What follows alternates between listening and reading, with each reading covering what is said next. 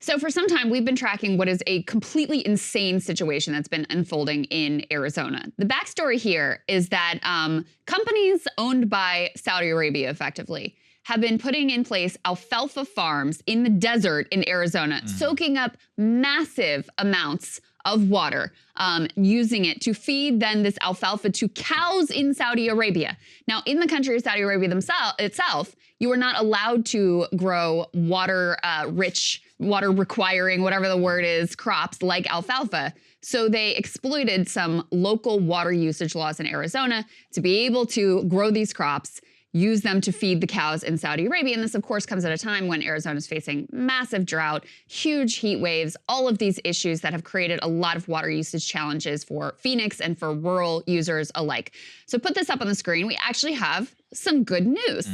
The governor there, Katie Hobbs, shuts down corrupt deal with Saudi Arabia for Arizona water. Huge win for water rights for Americans in the drought-plagued Southwest.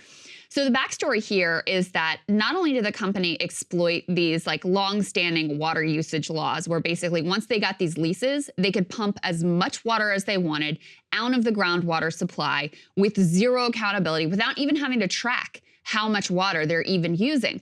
So they exploited those laws and they made sure that they kept this deal in place by effectively buying off the legislators in what for a long time was a Republican-dominated state. They had lobbied the legislature and the previous governor. They hired key people with high-level connections. One of their top lobbyists had actually served as finance chair for the Arizona Republican Party. They put a former Republican member of Congress on their payroll too. And because for so long it was a Republican-dominated state, paying off these key Republican figures worked. Now, because there's been a lot of press scrutiny and because the situation has become so dire, you've really had a shift.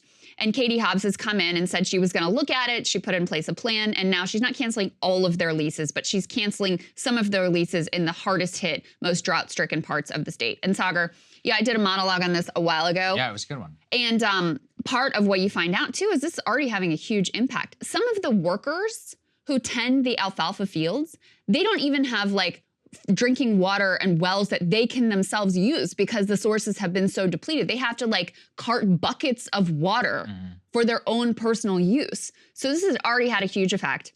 And you're talking about parts of Arizona that are, you know, have a lot of high level of poverty. They don't have a lot of local wealth.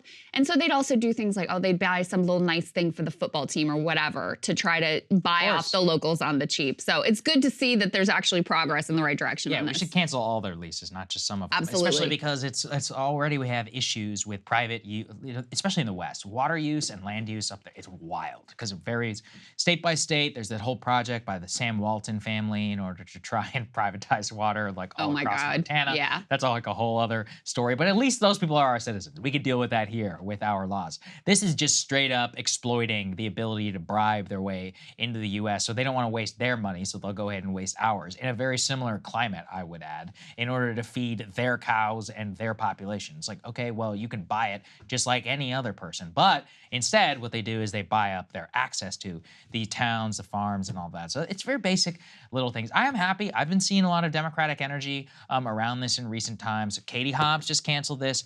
I got to give the man credit. Fetterman gave a very eloquent, good speech in Congress about Chinese farmland buying in the state of Pennsylvania, specifically like critical farmland, which was previously owned by American citizens. It's a very similar thing. It's a huge problem actually across a big problem in the Iowa country. too. It's a big problem in Iowa that relates very much to seeds and a lot of industrial espionage, stuff like that, because they're a net importer of a lot of their food, unlike us. So anyway, it connects to a lot of bigger stuff, and I'm happy to see it, and it just should be a message. It's like, no, you can't just buy your way in here when you're from the government. And just to give you a sense, for a long time, we had no idea even how much water they were using.